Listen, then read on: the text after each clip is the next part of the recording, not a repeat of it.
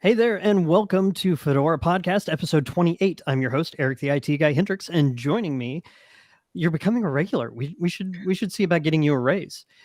Is Mr. Joseph Gayoso? Did I get that right? Did I Yes, even yes, you get got it the? right. Well, happy to be back. Yeah, we can talk about. No, I'm good. I'm happy to jump on. I don't know if I'll be able to make it too often more, but happy to be here. I'm definitely glad to have you joining me this episode and last episode we talked about. Oh my gosh, I looked it up right before the show. What did we talk about last time? We talked about Fedora Cloud. It was Fedora very, Cloud. That's what it very, was. yeah, Yes. lots of learning regarding that. I probably made myself look a little silly with like Fedora Cloud can do more than desktop virtualization, right? And it's like, yeah, yes, Joseph, it can do. But whatever, I learned, and I got answers to the thing that I was the most excited about. So, as an end user, I'm happy with that one. Awesome. Yeah. So that was episode 27, available now on a podcast player or YouTube channel near you. Keep in mind, we are looking at spreading the reach of the Fedora podcast. So make sure to share these episodes with a friend. Make sure you subscribe. We'll mention that right up front off the top of the show. We're also looking at some more open source focused alternatives. So bear with us as we look at where we want to spread the Fedora podcast, both in audio and video formats. But with that said, I think we ought to dive in and bring on our guests. Today, we're going to be talking about running Fedora on hardware, but not just any hardware that you ordered specifically with Fedora to run Fedora. And I can think of no one better than a community friend, Mr. Mark Pearson. Mark, welcome to the Fedora podcast. Really Hello, excited. hello. We've been Welcome. talking about this episode for like 2 months now. No, we started talking about it before the summer I think break. so, yeah. Yeah, Summer's kind of a yeah, it busy time of was year. a little stop and go, but happy we're here. Yeah, No, really I happy to think be here too. awesome. I think we got some momentum under us now. So glad that you're joining us. Why don't you introduce yourself? Tell us a little bit about what you do for Lenovo, for Fedora, and then if you don't mind, something you do for fun.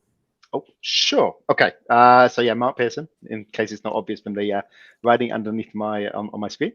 So I'm the technical lead for the Lenovo Linux PC team, and so my job it's many different pieces, but basically the aim is to get Linux up and running on a whole heap of Lenovo PC platforms, and my job is part of doing that.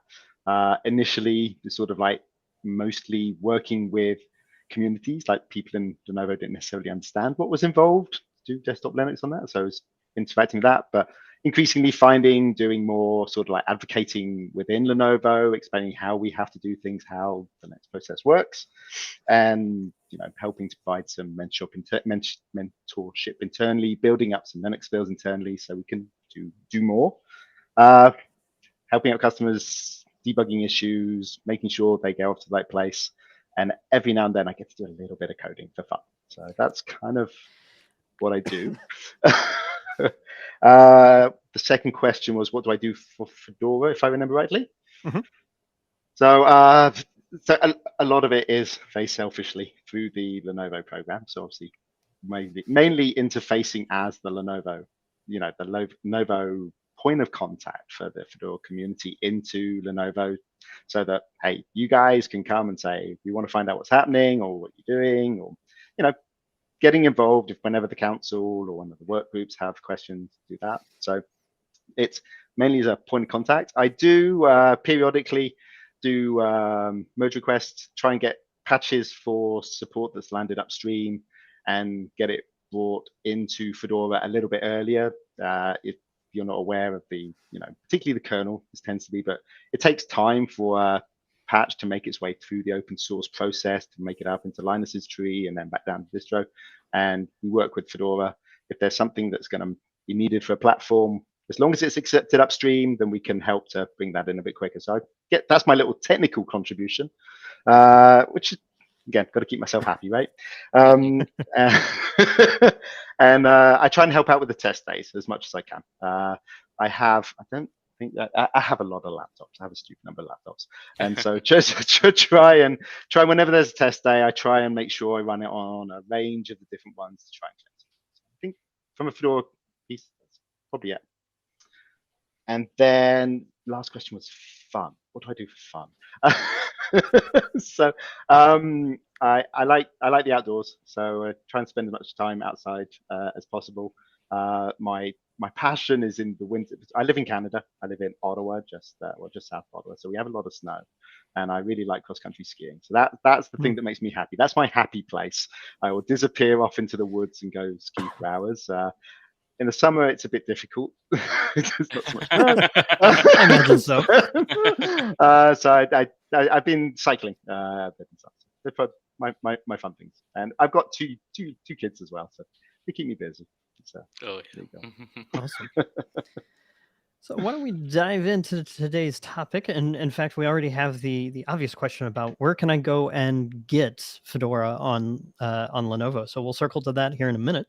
But I'm really curious, and honestly so, about the Lenovo Fedora partnership. How did that come to be? What was some of the background? And Joseph, if you want to chime in on this as well, would love to see how this relationship came to be. Sure. Actually, I'm not sure when you got involved, Joe. So when I very first joined the PC team, I used to work on network switches, and I joined the PC team, and it was just as the Fedora program was starting up.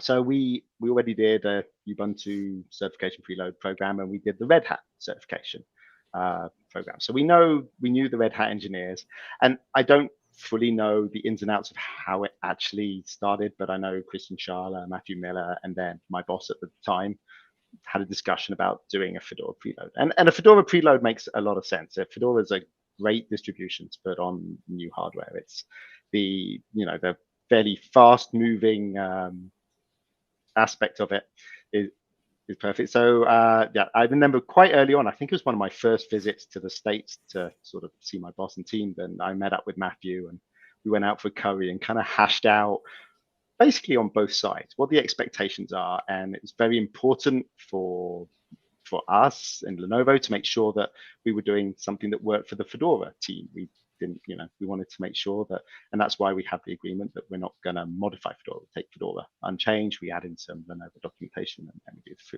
preload.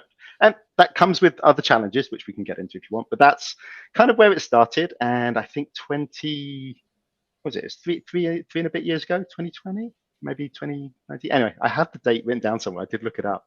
And we did the X1 Carbon 8, P53, and the P1 Gen 2. We did the first three platforms to see how it works. It was quite interesting. Like, we actually got Fedora up and running. There's the usual technical challenges, and we can talk about that if you're interested. But it's not easy getting Linux running on a new hardware platform. But we got there, and we got it all done, and then we started to hit process issues, which was kind of it was interesting. There's been, the program has not been run that many, and it's definitely a lot of it is figuring stuff out as we go along. So that's been fun. And then so from there it's carried on. Pretty much every year we've been able to add one or two extra platforms, mostly AMD platforms. So we've been adding quite a few more of those, partly at request of the Fedora community. We did a poll, and one of the big standing pieces of feedback was we want more AMD. So we were able to do that. And so I know last year we added the Z series and a couple of the P series AMDs. This year we're adding the T16 AMD. So we've been able to do it a few more. We still have some challenges around NVIDIA cards and Fedora. So that's definitely the biggest pain point. And I know looking forward, there's light on the horizon for that. So hopefully the Fedora program continues to grow. Did that answer the question? Well, I mean, I want to know all the details, all the dirty laundry. I want to know where the bodies are buried. But no, honestly, just I've got a really big yard. All right. Well, we established where the bodies are buried now. So there you go. That unexpected detail. So Joseph, that I know was you something I was worked very on the. curious. That was something I was very curious about too, because I came in. It's been maybe over a year now, but that was something that I wanted to learn about, and I did have questions. So you were asking about like how, the challenges that have come up since the program started. I imagine you already mentioned the technical challenges, and there may be other challenges too. There's actually a question in chat that kind of leads into what I would like to ask, which is, And I don't know if there's a way, Eric, that you could put it. There you go. What are the key differences between hardware on Lenovo laptop for Windows versus Linux? Okay. So the aim of the program is nothing at all, right? That's where we go to. It's the same hardware, same firmware, and we try really, really hard to avoid having specific, Linux only configurations. So there's advantages and disadvantages to going that route, but I think it's a worthy goal, right? The aim is you can go and buy a Lenovo laptop, and whether you run Windows or Linux, it should give you a good experience, right? It should comparable, and that there are a few caveats, and a lot of it is down to the closed source nature of pieces that happen in Windows that are that much harder to do in Linux. So I'm an engineer, so I have this real tendency to focus on the problems. So the Lenovo marketing team are going, shut up. But no, what is the biggest issue or the most fundamental issue? Like a specific example is, I know for the last 2 years, the MIPI camera, which is the sort of like computer vision AI camera used on the top end X1 Carbons, we just have not had support available for that on Linux, right? We've been working with Intel to get it done, but it's a tough problem. It's taking time. It's not ready yet. And so for the first time, last year and this year, we've had to block Linux preloads on the X1 Carbon with the MIPI camera. And it's not intentional. That's not what we wanted, but it's the reality that it takes time sometimes to develop this, and that's kind of how it. So that's basically the main one. The other one that comes up sometimes is WWAN, but we are very close to solving the WWAN issue. So at the moment, we don't allow WWAN for Linux preload, just because it's not quite there. We don't want Linux users to have a bad experience, but I think I'm optimistic we're going to have that one solved for next year. Ship support. We'll see. So they're the two ones, but otherwise, you have to give credit to the hardware vendors. We work with them, so a lot of our processes. I'm starting planning for next year's laptop, so I know what the hardware devices are going to be in there, and we're talking to hardware vendors. They are required as part of our program to have Linux support. And your cat is amazing, just for the record. It's a cat or a dog? But it's rolling around in the background, happy as. That's brilliant. She is something else. I'm sorry. It just sounds like that is one happy animal. Probably because she gets to hang out with me all day and just lay around and sleep. Life is good. I'll do a plug for the video live stream. If you're listening to audio, you're missing out. You gotta check into the YouTube video and see what's up. I normally listen to this on when I'm walking the dog, so I miss out on this experience. Anyway, so where was I? So we work with the hardware vendors, and well in advance, so that they know what's coming. And I mean, the big companies, Intel, AMD, it's fairly obvious they're getting their support upstream already. And you can see, if you read Phronix, you can see, the report on patches landing for the Meteor Lake graphics, yada yada. So that's but there's this whole bunch of other vendors doing touchpads and touchscreen and Wi-Fi and all these other little controllers in there, and you need them to support Linux too. And so it's making sure that it's a bit bumpy sometimes. That's part of the Linux program, but I will say, I think in the 4 years I've been doing it, this is something that's getting better. The hardware vendors are getting more experience, and from my point of view, that's quite exciting, because that means that Linux support on these laptops should get easier. We will definitely have challenges with things like MIPI, where intellectual property and those concerns rear their ugly head, and they're difficult to deal with, and that's something we have to work through. But I think overall, the Linux ecosystem is in good shape. It's which from my point of view, is exciting. So as obviously a Linux fan enthusiast first.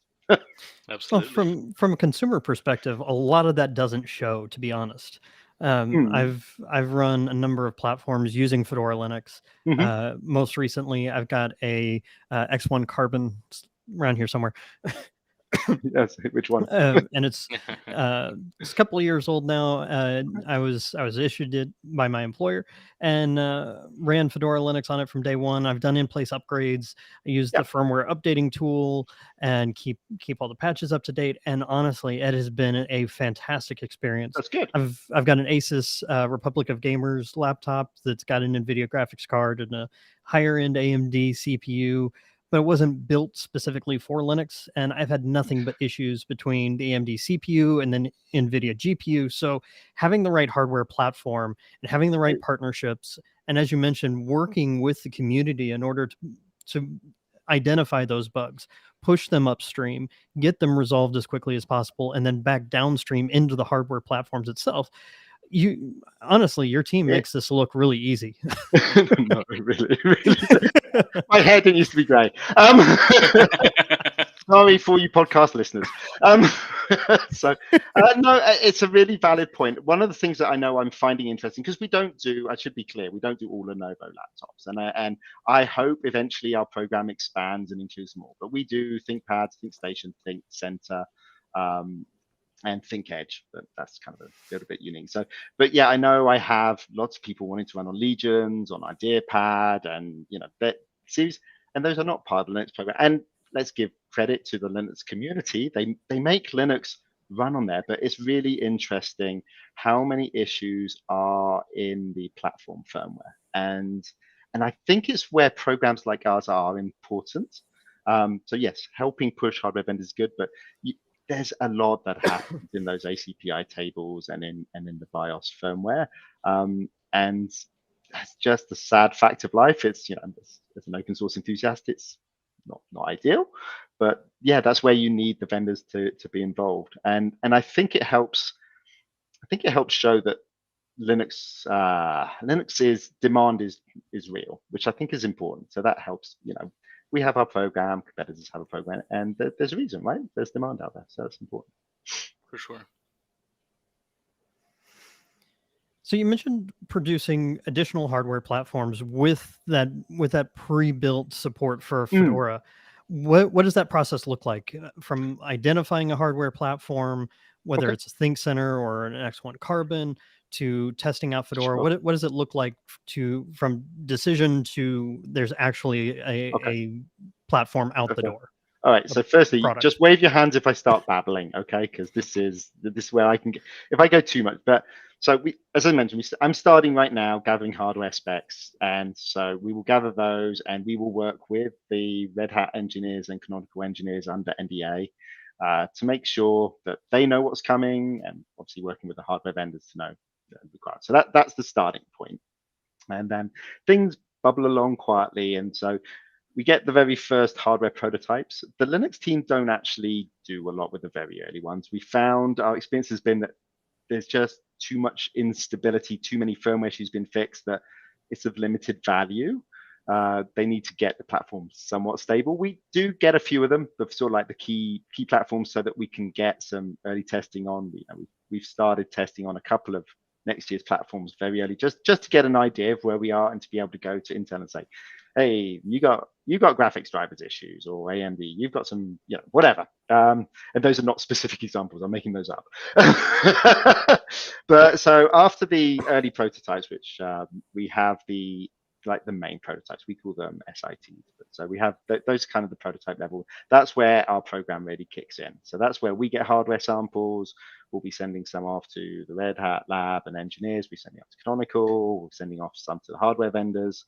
And so a bunch of hardware goes out, and that's when we start bringing up Linux and basically finding out where the issues are. And it's a whole bunch of communication, just saying, right, this doesn't work, to the device drivers, engineers who need it, firmware team, yada, yada, and pulling together all the pieces.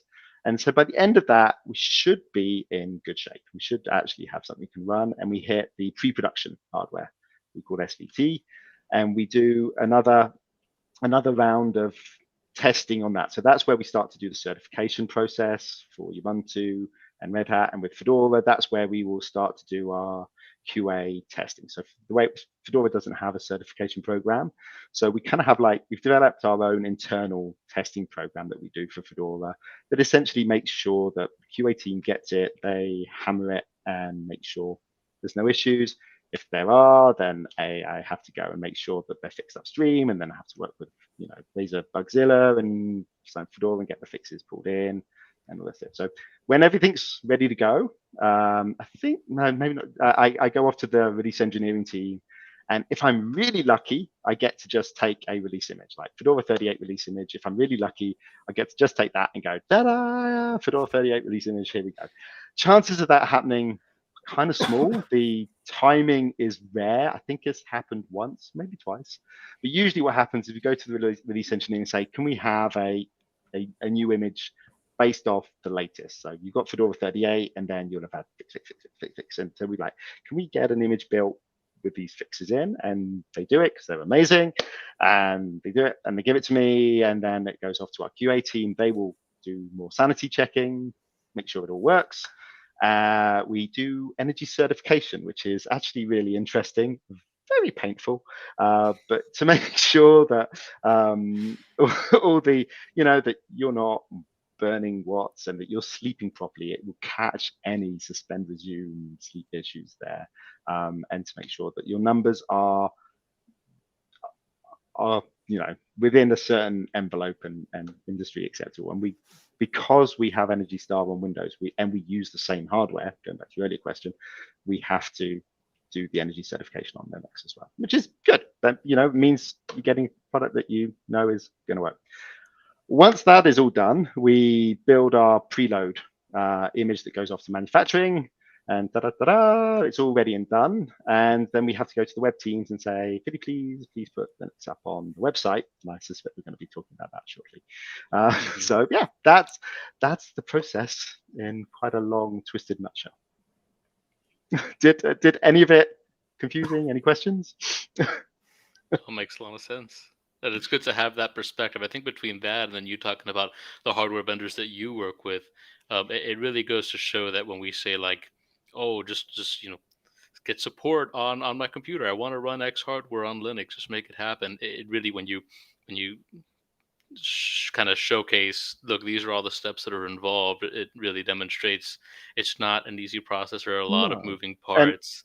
And I think any vendor who is doing this, seriously give them credit, and across the industry, and it's quite exciting that so many are, right? So because it's not easy. It's we all benefit from the work that each other's doing, but which is great, right? Because community.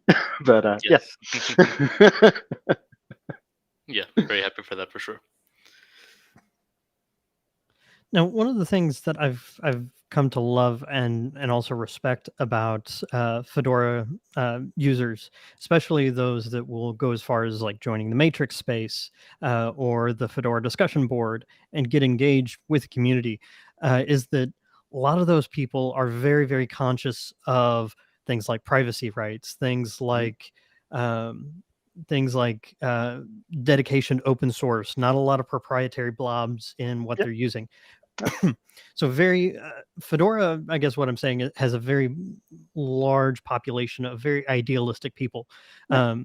People, I used to be one. I'm sadly becoming a parent, and everything has made me a little bit more pragmatic, but still like my open source freedom. But it's a superpower. It is. It's a Linux superpower. It's like you're not going to get it anywhere else, right? It's for sure. It's really critical to maintain it. But I think it's important. Yeah. And so one of the other areas of interest that the Fedora community has been chatting about lately has been commitment to the environment, towards a natural ecosystem, towards responsible waste. And a little bird told me that Lenovo is actually working pretty hard to cut down on their waste with different laptops. You want to talk about those programs? So I had to do some research for this. So I was primed for this bit. So I will just, as a caveat, this is not my area. So I will try and be as good as possible. But and a big thank you to the media team who helped me gather some pieces. From my point of view, it was actually really interesting because I knew there was some of this stuff going. I get to attend some internal talks. Mainly, I use them to keep an eye on what technology is coming down the line to make sure that Linux gets thought about. But I've been to a few of those around the sustainability, but I wasn't sure what I could talk about. So I've got a few notes. And and it kind of breaks down. And I'm going to have to read this a little bit. So if I'm looking sideways, that's why, because this is not my area. But No so it breaks worries. down into kind of like two main pieces, with sustainability is one and durability and repairability is another. But so one of the things that I thought was really interesting is they've embraced the circular economy, which was not something that I was hugely aware of. It's I don't so it was not something I knew about. But basically, the idea about it is so products made and used and then returned, instead of being discarded, consigned to waste, they look to basically to reuse them in some form. So we have services, so you can return your device at the end of its life and it gets wiped clean of all data, and then it either gets recycled or repurposed, which was really interesting. And I know, again, I'm going off a little bit of a tangent, but when I was talking to them about this, I was like, oh, so do you donate them? And they were like, yes. I was like, oh, Linux would be a great fit for that, because just if you go to any community event, you will see a ton of old hardware because Linux keeps running on it for years. So I was like, I wonder if, so anyway, that's a little action item for me, is to go and find out what happens to this and if we can shoehorn some more Linux in. Yeah, But yes, so there's pieces there. They will also recycle it. They will maybe, believe they will maybe take out pieces to be used as extra components so they can extend the life of other laptops. There's a whole big, and they said the circular economy, which is apparently, alive and well. They have a program, and they call it Lenovo's Asset Recovery Service. So I don't know a lot about it, but we do have it. It's real, and I was allowed to talk about it publicly. So there is there's one website on Lenovo. If you search Lenovo Sustainability, there's a whole report with a lot in it, and so it's public. And I know that there's also a big push for recycled materials in the platform. So there's a lot of, they call it PCC, which is post-consumer content, and basically recycled plastic. So I think there's a whole bunch of that goes into platforms, and plans to increase it every year. I'm not going to do numbers, but there's a bunch. And I know, like, all the packaging, this bamboo and recycled cardboard, and I think aluminium or aluminum, depending on where you are in the world. Magnesium. I think that's a large part of that is recycled too. So there's that was interesting from my point of view. Stuff I didn't know about. I don't know if I can answer many questions about it because I'm reading off a sheet, but there's that. And then the other part was the durability and repairability. And I know repairability is something that's very close to people's hearts in the Linux community. Well, durability too, right? We're kind of known for our durability, actually. But there's a whole bunch of stuff they're doing to be able to extend life cycles. And the one that I found the most interesting personally is that there's a goal that by 2025-26, 84% of repairs can be done at the customer site without having to send it to their service center. Wow. So, it's watch this space, and I wish I knew more of the funky details of how that happens, but yeah, there's work happening, and from my point of view, it's kind of interesting to learn about. And that's one of the reasons why I volunteered to work on the Fedora podcast, is because I get to talk to people and work on topics that I don't necessarily know. Yeah, everything about. So I learn this was something every cool, and it episode. was like, yeah, I'd been meaning to find out for a while, and it's like, oh, okay. So, a nice thing, I got some help for this one. I was like, I need to cover these topics, please help. And so they shoehorned me a bunch of stuff.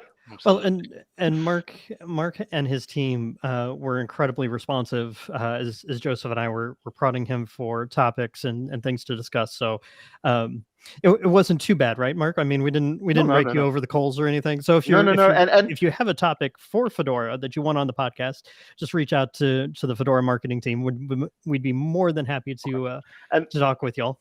And I'll bounce that back and say, just genuinely, I try and be. I think one of the important parts of doing a Linux thing is openness, right? There's a reason we love open code and open community, and I try to. It's not easy. It's not necessarily culture set, but I will say I've been really strongly supported in Lenovo, and been allowed to do stuff like this. I'm an engineer. They don't usually let us out of our sort of like cupboards under the stair. And but no, Lenovo's been really good. So I try and be as open as possible about what's happening with our program and what we're doing. It's not always easy, but as much as I can. Yes, we're very grateful. I know it's been most everything that I know has been in this conversation, but also kind of learning about it from previous talks you've given. You've been previous participant in Fedora Nest and what have you, and also very active in the discussion forums. So I think that I know at No, some point we'll it's transition into that piece, but ju- of Fedora just and Lenovo. But just as a note, the forums and the community part is one of the happy parts of my job. I don't love internal paperwork and process. It has to be done. It's important, but being part of the community is kind of fun. nice. We're grateful. We're very happy to have you, and you're I also was very fun I was very to have sad to around. miss Fedora Flock this year. I couldn't make it because I was actually on vacation with my family at the time and couldn't be. That was genuinely, that was the one I was like, I really wanted to go to that. So, yeah. Yeah. I think all of us are out on that one. Maybe next year. Yeah, I'm exactly. definitely starting to have the conversations I need to have to try to get there next year. Anywho. So, Mark the engineer, we actually had a pretty deep technical question come in asking if the laptops that are shipped have Libre boot or an other open No. bootloader. Yeah, no, I've had this customer. Core Boot is the other one that usually gets mentioned. So no, it's the same BIOS as is used for Windows. And yeah, at the moment, there's no plans of doing an open boot. I can totally see why people want it. I get it, but no, at the moment, it's not planned. Although knowing the Linux kernel and the open source community, I have a feeling that someone out there is working on that. So I imagine a number of platforms, even specific to Lenovo, would probably support that.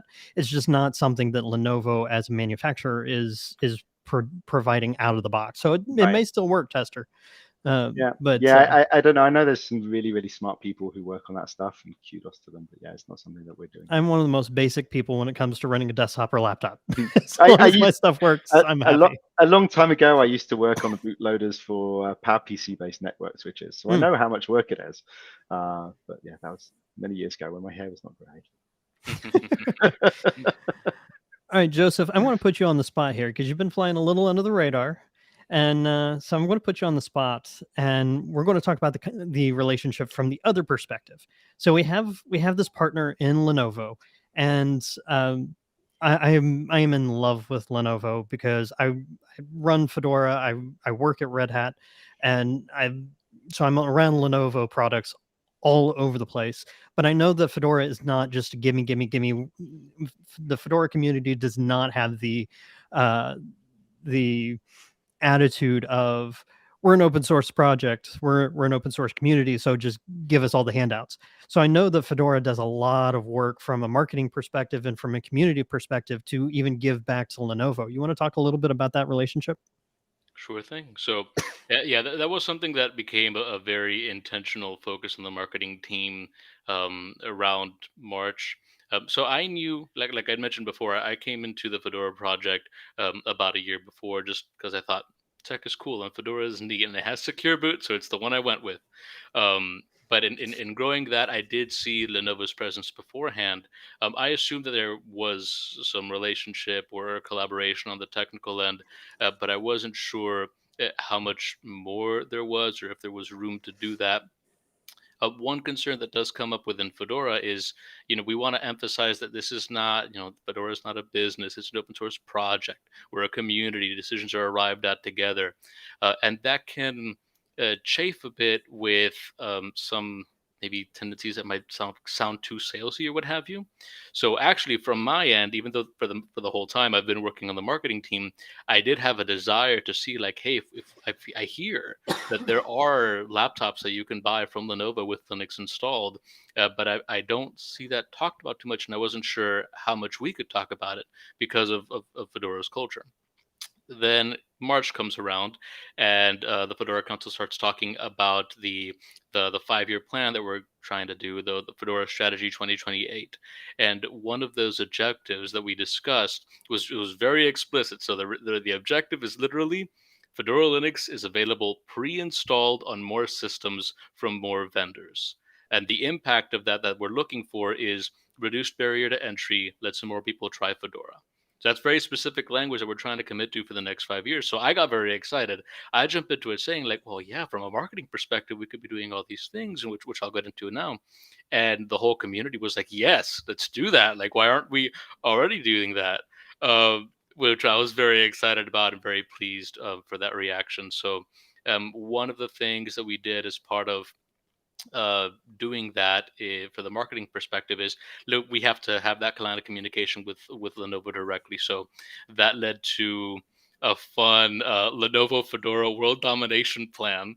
So that thread is there if you want to like see what some of that initial conversation was. A lot of ideas are there. And really it led to us starting communication, started answering some questions and get clarification on a few different things. So if I can try to, and also another thing that I'll say is this, that we're trying to do with Lenovo. Lenovo is, in my opinion, are, they've been with the Fedora community through this program for a long time. We really wanted to give them attention because even though you may have seen announcements or what have you for other partners, Lenovo's been there. Lenovo's here with Fedora laptops that you can buy. So from my perspective as like the marketing salesy guy, I want to shout that from the mountaintops and make sure that we are doing as much as we can on the Fedora side to not empower, but like really like take advantage of everything that Lenovo is providing for us to help them see success, help them see what they want to see through the Lenovo program, and then get that to more people who are interested in not only in Fedora but also in Linux, and have them see, hey, Lenovo is moving in this space and it's very exciting. Come support us. The two broad categories that I would say most of our marketing initiatives will be on, or maybe I should say three.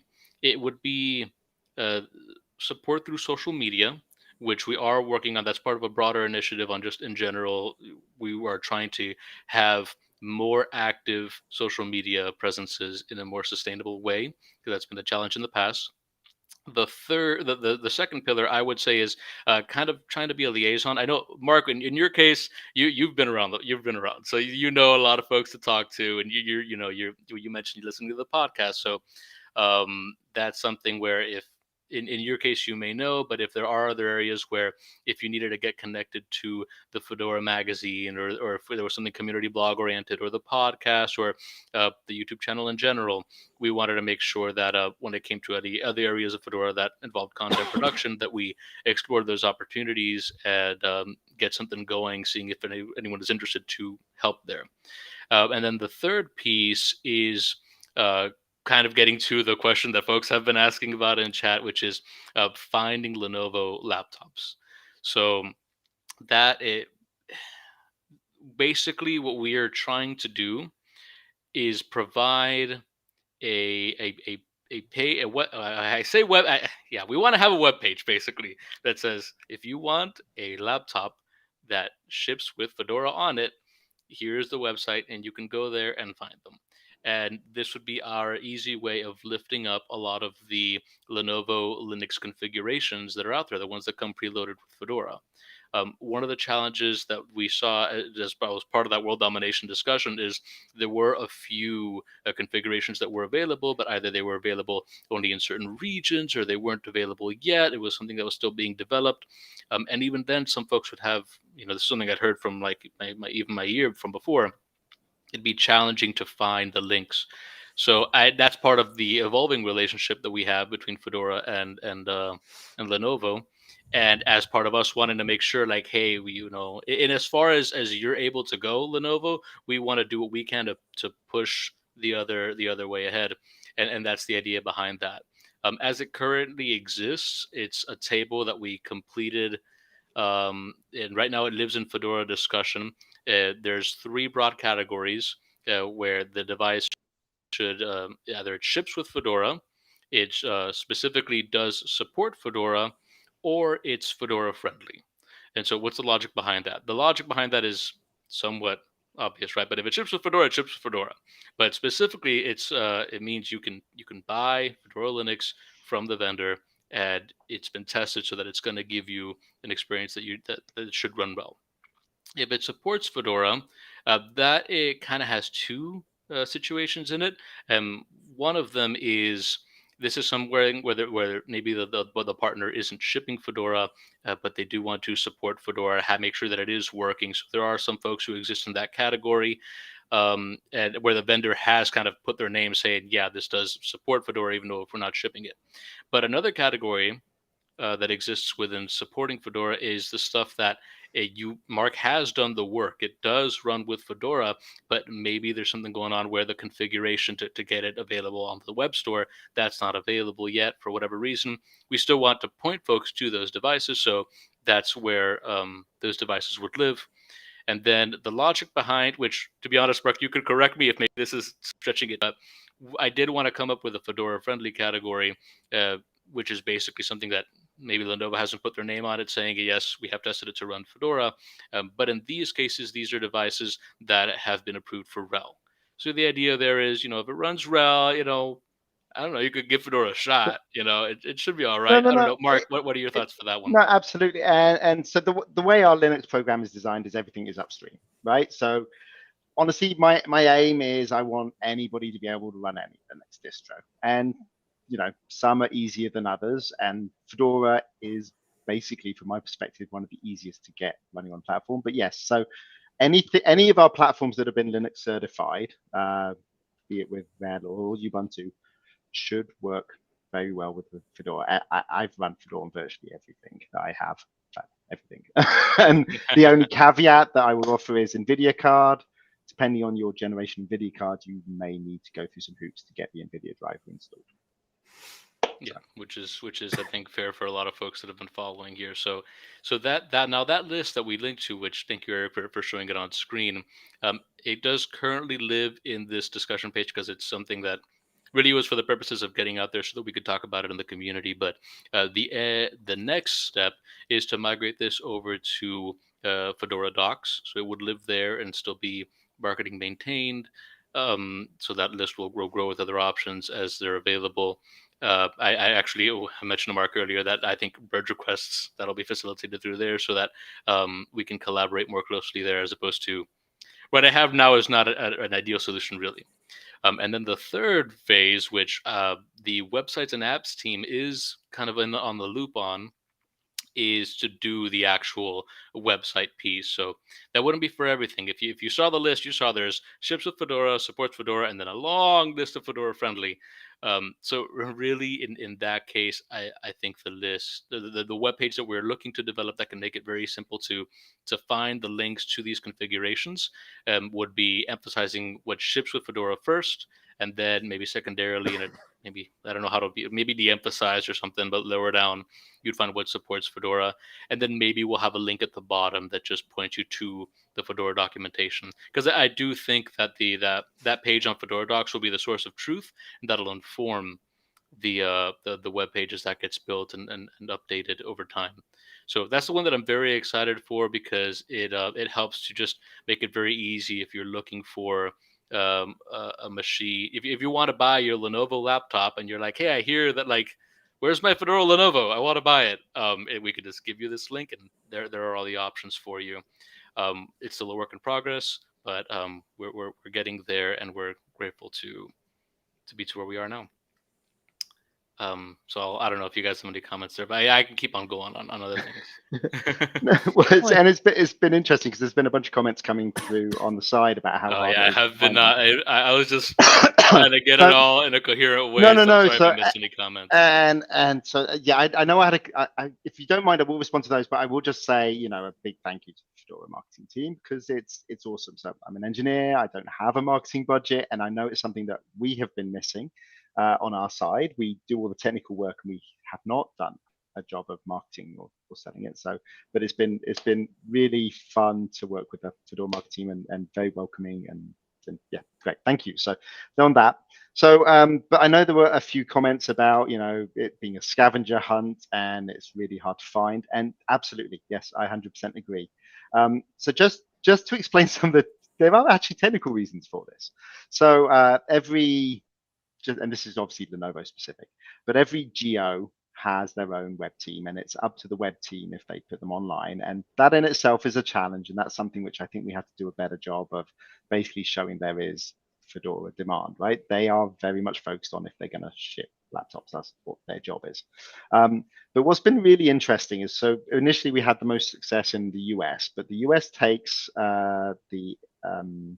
they set up a blah, blah, blah platform with Linux. They set up a whole separate bundle. So you can find this platform with Linux bundle. And you go in there, and all of the options, you'll have just Linux, and you might have to choose between Ubuntu and Fedora, but it's all been crafted just for Linux, and that's great. And it does mean that you can actually search, and you can search for Linux, and it will find just those platforms. And we actually have a dynamic page that will show those, which is wonderful. The problem is it's a whole heap of work, and they are, they've got a bunch of other stuff to do. They've got all these other platforms to go. They've got a heap of things to do. And so the Linux team are coming in there and go, hey, yeah, we've got 40 platforms. And they're just, they're swamped. So that's definitely been a challenge. And it's a shame because it gives a very, very good user experience. But they've just not been able to get many platforms up. But I will have an update in a second. On the Europe side, or we call it EMEA, but Europe, England's included, and a few others, they took a different approach, and it's much simpler. So basically, you can go and you go into, let's take the X1 Carbon 11, and you can go into the X1 Carbon 11 and should be able to go in there, and it will be Windows is selected by default. That is the default, but you can go and choose Fedora as your operating system, and it will modify things accordingly. And that's much less work for them. So they can basically just add in Fedora option, and it shows up.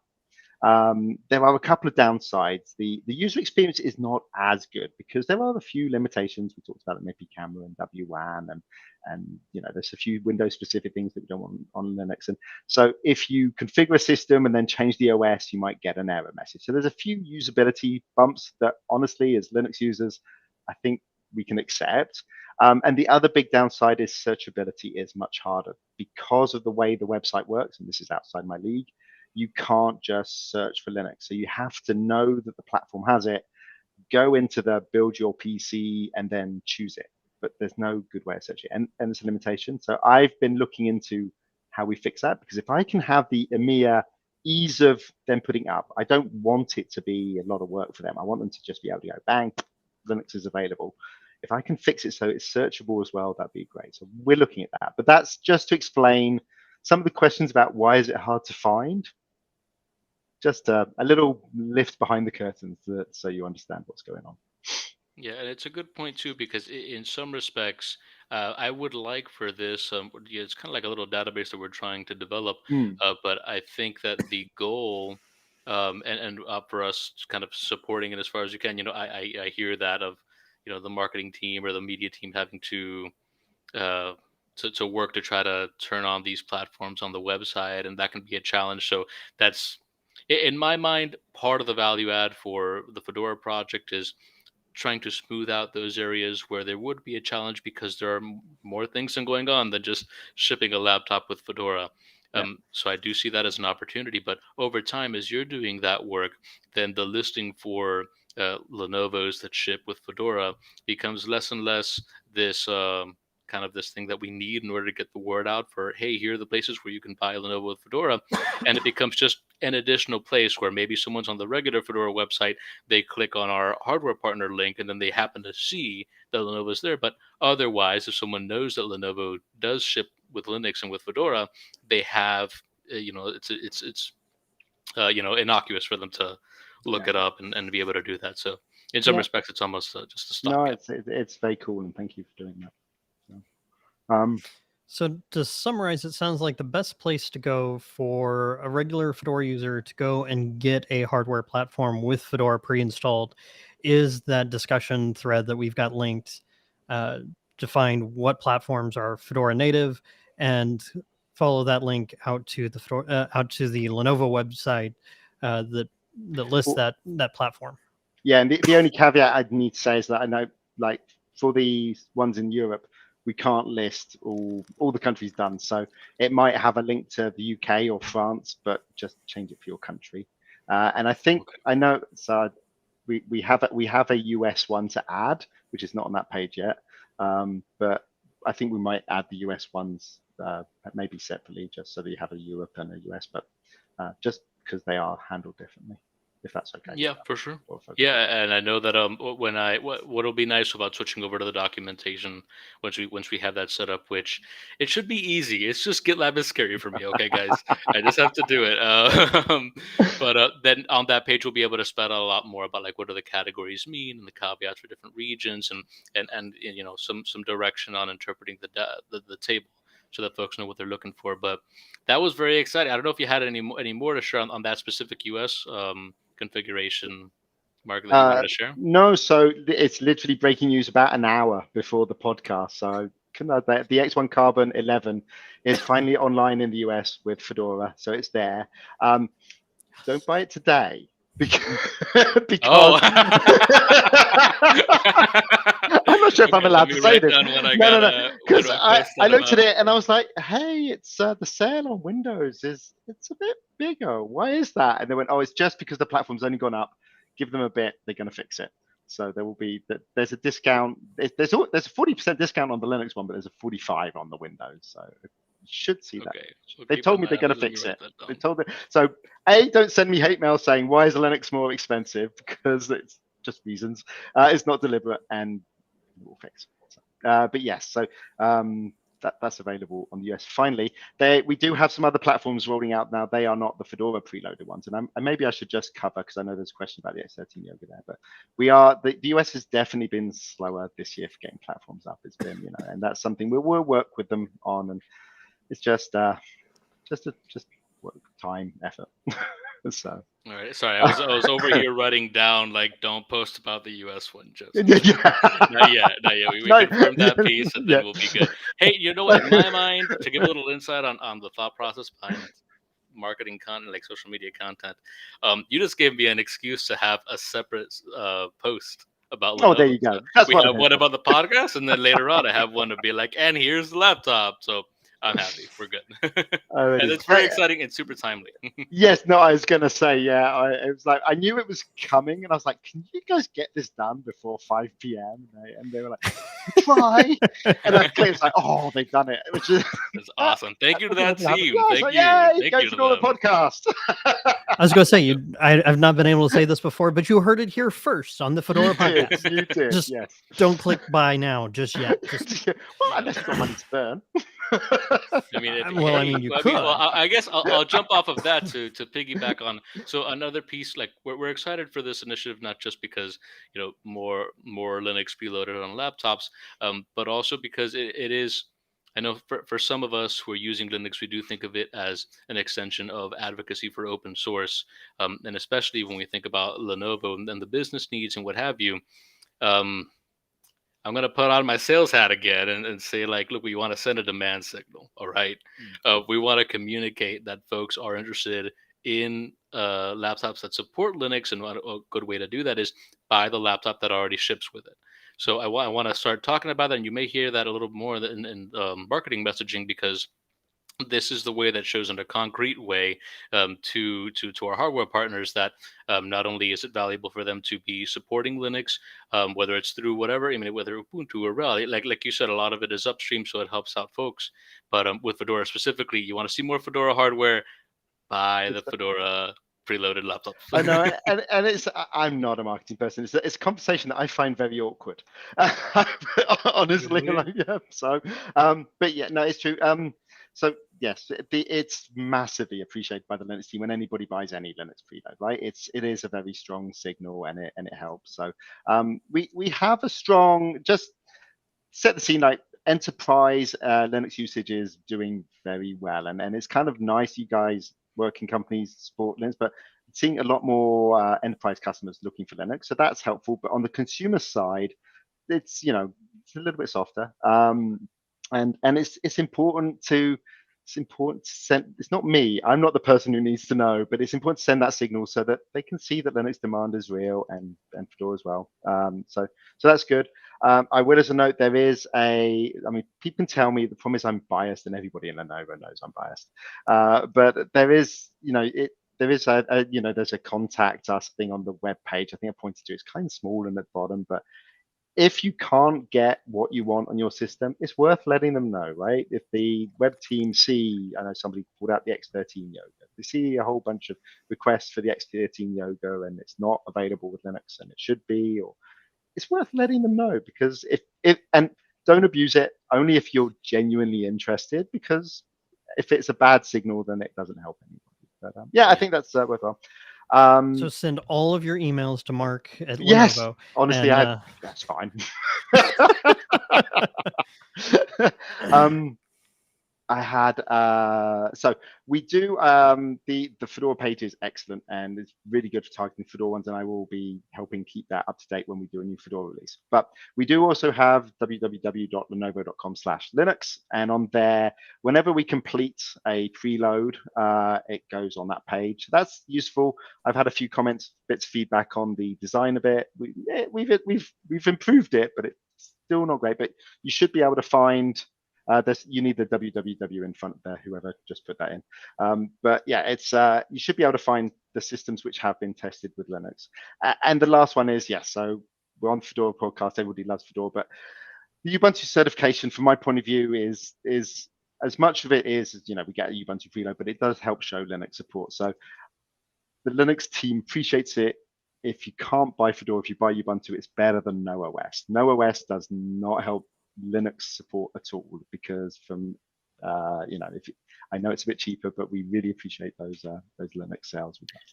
Well, I'll ask you this to answer my question, because I was actually thinking about that with when trying to come up with Fedora friendly. I biased it to RHEL because I figured the relationship between RHEL and Fedora. I'm not an engineer, so I'm kind of showing my ignorance there. But I did have the thought, if you want to try to run Fedora on a laptop, but it doesn't have the Fedora option, to still say use the Linux option, whether that be Ubuntu or RHEL, and you should still have a good shot at running all right. Do you, in your opinion, that would extend to Ubuntu as well? Yeah, absolutely. No, yeah, we don't do RHEL preloads, just for the record, so you won't be able to buy that off the site. We don't do a RHEL preload. It's more enterprise focused, right? But yes, my experience with, I can't think of any actually, is if it works on Ubuntu, it will work on Fedora. So that's great. Yeah. Fedora's a great distribution. You guys are super friendly and welcoming, but you're also at that nice up to date, which for new hardware makes a big difference. And you've been so great to work with, and shout out to Justin Ford, but all of the engineering team who just make it easier for me to be able to get fixes in, and that's it's one of my go-tos. If I've got a new piece of hardware, I will usually actually go Fedora on it first, just because it's got a newer kernel and all new user space. It makes a difference. So when your platform's a year old, anything will run on it nicely. Fedora's good for you. Nice. Which I did want to say, and that'll be my last thing, because I know we're getting toward the end here, but I very specifically was like, I have to make a mess on my desk, because normally I'll record on a similar, like an Asus gaming rig, but I'm like, no, I have my T460S, my 7-year-old. I was going to say that I know that one's just gone out. It's gone out of support, right? So that, yeah, but it's running great. I love it. So I wanted to get into it, but we don't have time to get into it. But long story short, I was able to get a hand on this one, because I was in the market for a used laptop, and I got it for the generous price of free, and it's been working right? Great. It's pretty Fedora cool. KDE. Now I'm running Fedora Kino White. Literally, my use case. Look, Eric, I'll give you a run for your money in terms of like basic desktop use case, because I only use Firefox. That and like Notes. But it works. It's all there. I didn't have to do anything. Not even anything in the command line. And even like the webcam work. Like, I've had issues on other platforms where some things wouldn't be there. So. And also from a sustainability perspective, the work that you're doing now, that's going to extend for the life of the device. I hope so. Yeah, thank you for my computer being able to run Fedora. I can't take any credit for the T460S. That was before I even joined this team. No, but you're part of that legacy. So thank you, Mark. Anyway.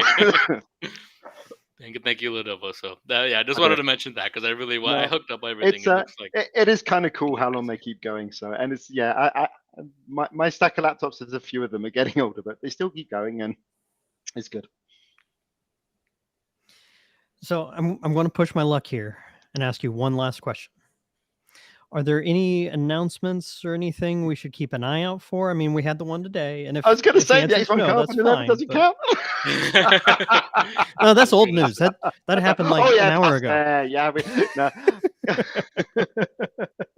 No, so we should have. I mean, it's not really an announcement because I think I've talked about it at one of the previous Fedora events. But we should. All our AMD platforms for this year are not complete yet. The dates on those slipped, and that's not a Linux thing. That's just generally. So they should be showing up in the next, I think, next couple of months. So without trying to, I can't be specific, but yeah. So we should, and there's some Fedora on those. So I'm hoping, expecting those to come out, and should have some. They look like good systems. So yeah, I think nothing wild exciting I can share. I'm not allowed to talk about next year's platform. I get a big slap on the wrist if I do that. That's all right. We're very happy. We want to I be tried, good Joseph. partners. I tried. We don't want to get you in trouble more. We want to be. Oh, I get into trouble lots, but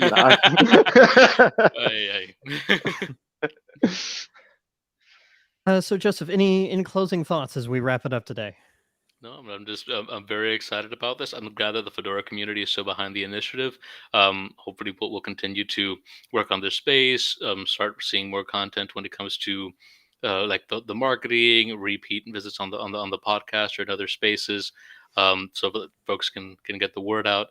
Because I really want to make sure that as much as value as Fedora can add back to Lenovo and our hardware partners, that we do that. And marketing was something that I think was missing before, and hopefully now we can, whether it's adding on top of marketing folks are already doing, or trying to fill the gap or experiment or show a new space for where we can do messaging. I'm excited for that, and I'm excited to have the Fedora Partner Initiative as something we're invested in on the marketing team. Mark, how about you? Closing thoughts? No, thank you for having me on. It's been fun. Really enjoyed it. It's kind of cool to listen to these podcasts and then get to join in. It's like, Thank you for coming, and also thank you for having me. I probably won't be on the next one, but I knew I could share things on this topic, so I'm grateful for that. Awesome. Yeah, I listened to the Fedora podcast as a listener, and when it took a break, I don't know why I keep volunteering for things, but I get to hang out and chat with folks like you. Although I think Mark threw down the gauntlet. We should probably try and be more difficult to work with, Joseph. What do you think? Yeah, after me, okay? No, after me. I'm very happy with the Lenovo partnership. All right, so wrapping up today, keep an eye out for an announcement from on the Fedora socials. We'll work with Mark to find out when that pricing issue gets fixed, and we'll put that out there. So if you are a Fedora user and you want to run Fedora on a preloaded platform, definitely go out and put in that feedback. Help give Mark some ammunition to expand his team, to expand the number of platforms that they offer, and even more so when that pricing does get fixed, go out and buy yourself a new laptop. I give you permission. I'm not responsible for any spousal retribution, but you have the IT guy's permission to go out and buy you a new laptop. I actually was. All right, blame Lenovo. I was actually in the market a couple of weeks ago, and as we were planning whether it was Mark's intention or not, I actually decided to hold off. I want to wait a few months. I want to see what the new AMD platforms look like before I make my decision. But definitely going to be keeping an eye on that. So keep an eye on the Fedora channels, both social and YouTube, and wherever you get your podcasts, because we're going to continue. We're going to continue forward. All my kids are in school, so really excited to get some momentum under us as we get the podcast rolling. That said, I actually don't know what our next episode is. I think we had another partner step up and want to be on the show. But if not, I know we've got a whole list of spins that are anxiously waiting for some additional chance to talk with the community. So hop on over to the Fedora Matrix space where there's a podcast room. Submit your ideas and volunteer someone to be a guest on the show to be interviewed. But that said, If you're watching us live, the audio podcast will be available usually around 6 or 7 in the morning, I think is the time we've settled on for the audio version. Of course, the video version is available as soon as we hit the end stream button. But tell a friend, share this with anyone that you know that runs Fedora, and help promote the Fedora community, the Fedora podcast, and of course our friends over at Lenovo. So on behalf of our guest today, Mr. Mark Pearson from Lenovo, my co-host Joseph Gayoso, and myself, Eric the IT Guy Hendricks, thank you all for joining us. Definitely like, subscribe, hit the notification icon, and leave some comments, because that helps generate all the algorithmic things that we loathe but appreciate when it shows us something that we actually enjoy watching. So do all the things, and until then, really appreciate you joining us, and we'll see you again in 2 weeks. Thank you all so much.